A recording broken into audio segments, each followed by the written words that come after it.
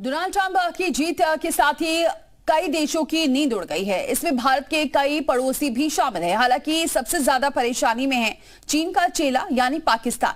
Trump हमेशा से आतंकवाद और फंडिंग देने के मामलों में पाकिस्तान के खिलाफ सख्त रवैया रखते आए हैं। इसलिए पाकिस्तान में कल दोपहर से ही रुदाली शुरू हो चुकी है।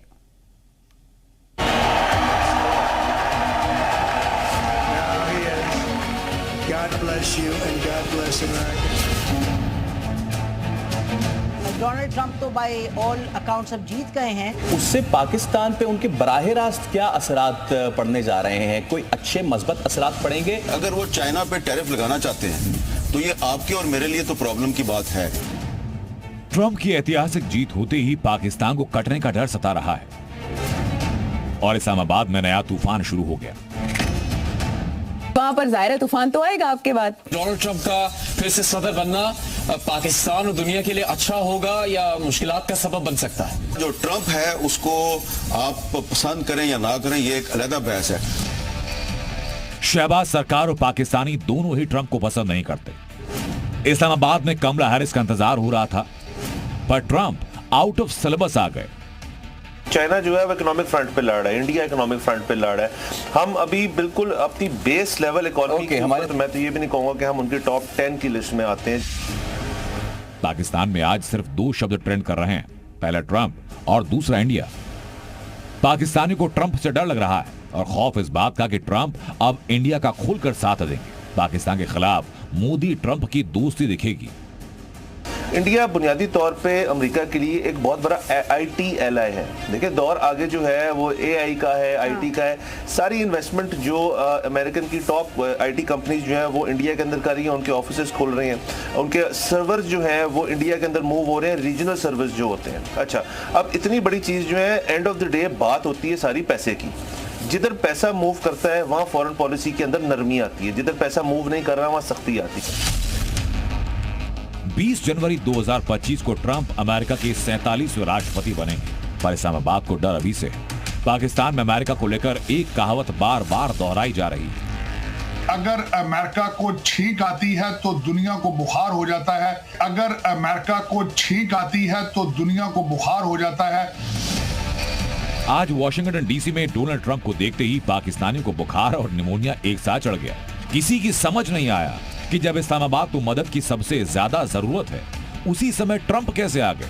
ट्रंप का पुराना वीडियो देखिए जो पाकिस्तान में इस समय वायरल है। ट्रंप ने राष्ट्रपति रहने के दौरान पाकिस्तान को मिलने वाली मदद घटाकर 1/4 कर दी थी। तब ट्रंप ने कहा कि अमेरिका ने पाकिस्तान को 15 साल में 2.7 लाख करोड़ रुपए की मदद दी। बदले में पाकिस्तान ने सिर्फ झूठ और धोखा दिया और इसलिए पाकिस्तान को लेकर ट्रंप के मन में कोई कंफ्यूजन नहीं और इसलिए इस्लामाबाद में खतरे का सारण बज चुका है। पाकिस्तान पर बहरहाल एक प्रेशर और एक हमें नजर आएगा कि वो बिल्ड होता जरूर नजर आएगा। उसका कॉन्सिक्वेंस क्या होगा, उसका नतीजा क्या निकलेगा, ये एक अलग बात है। Trump is anti establishment. वो कहता है मैं ये नहीं, एस्टैब्लिशमेंट ये करती है, एस्टैब्लिशमेंट ये करती है, मैं इनको सीधा करूंगा, मैं ये करूंगा, मैं वो करूँ। तो अब that is what is happening in America. तो this is a turning point for America. Trump का राष्ट्रपति बनना इस्लामाबाद के लिए टर्निंग पॉइंट है। अब पाकिस्तान को आतंक की छूट नहीं मिलेगी, अमेरिका से मिलने वाली मदद पर कैंची चलेगी। ट्रंप कोई डिस्काउंट तो नहीं देंगे, ये सोचकर पाकिस्तान ने ट्रंप को अभी से मस्का मारना शुरू कर दिया। 144 साल के बाद अमेरिकन तारीख में एक हारा हुआ प्रेसिडेंट जीता है और डोनाल्ड ट्रंप तो बाय ऑल अकाउंट्स अब जीत गए हैं। ट्रंप जो कि कहते हैं कि वो यूक्रेन में 24 घंटे में जंग को बंद कर देंगे, उनसे हम ये अब सुनना चाहते हैं कि वो जो गजा की जंग है उसको वो कितने घंटे में या कितने दिनों में बंद करेंगे। इस पर जो है ना पूरी दुनिया के लोग, सिर्फ मुसलमान नहीं तमाम लोग उनकी तरफ देख रहे हैं। पाकिस्तानी मान रहे हैं कि वो सरेंडर करने को तैयार हैं, पर ऐसा होगा नहीं कि ट्रंप अचानक पाकिस्तान को प्यार करने लगे। ट्रंप के पिछले कार्यकाल में भी भारत को लगातार फौजी साजो सामान दिया गया और पाकिस्तान को आतंकियों के लिए डांट मिली। यानी अगले 5 सालों तक इस्लामाबाद के लिए कोई अच्छी खबर अमेरिका से आना उम्मीद बहुत कम है। यूएस फॉरेन पॉलिसी की थोड़ी अगर हम देखें तो प्रेसिडेंट टू प्रेसिडेंट उसके अंदर बकायदा तौर पे चेंज नहीं आता।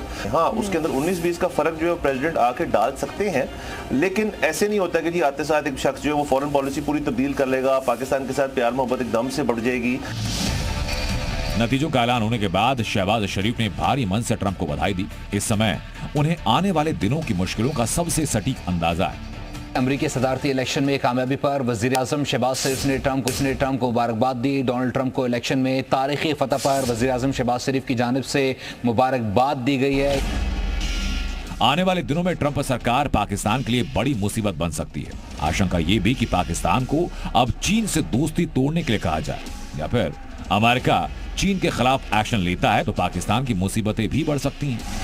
अगर वो चाइना पे टैरिफ लगाना चाहते हैं तो ये आपके और मेरे लिए तो प्रॉब्लम की बात है।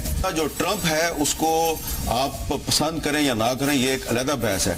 ट्रंप ने जो मीडिया की मिथ है उसको तोड़ा नहीं है, उसको पाश पाश कर दिया, रेजा रेजा कर दिया, पुर्जे पुर्जे करके हवा में उड़ा दिया है। पाकिस्तान में एक बड़ा दावा इमरान खान को लेकर है।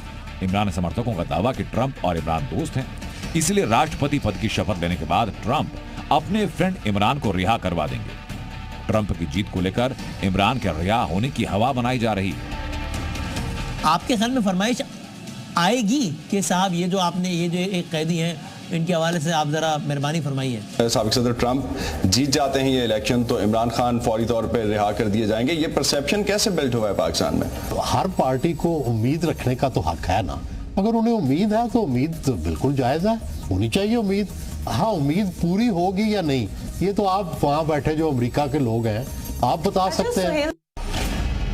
ट्रंप राष्ट्रपति बनेंगे तो पाकिस्तान के लिए क्या बदलेगा, इसको लेकर अटकलें हैं। अभी बाइडेन प्रशासन की तरफ से पाकिस्तान को IMF से फंडिंग लेने के लिए ग्रीन सिग्नल मिला, पर इस्लामाबाद में डर कि ट्रंप आए तो पाकिस्तान को मिलने वाला लोन रिजेक्ट हो सकता है।